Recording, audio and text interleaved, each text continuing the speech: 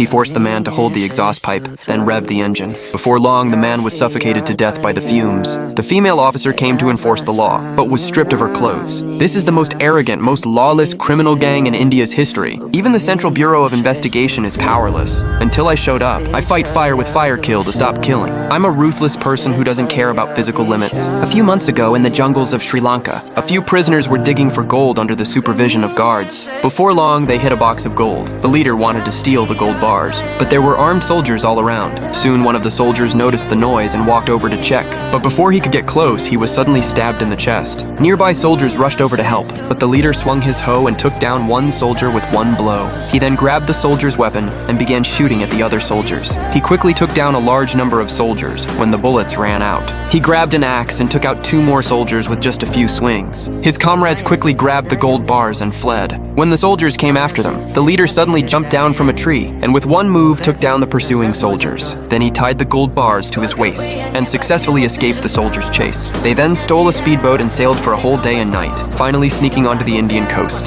To ensure safety, they buried the gold bars in the sand. But not long after, they were discovered by the police. The police asked if they were illegal immigrants. When they didn't answer, the sheriff planned to pin several unsolved cases on them. Then he warned them that to get protection, they needed proper documents. Hearing this, the leader immediately pulled out a gold bar, but the police said it was only enough for entry. Then they pulled out all the gold bars on them. The greedy sheriff agreed to give them legal documents. The leader told the sheriff his name was Ranatuga. From then on, they had legal status.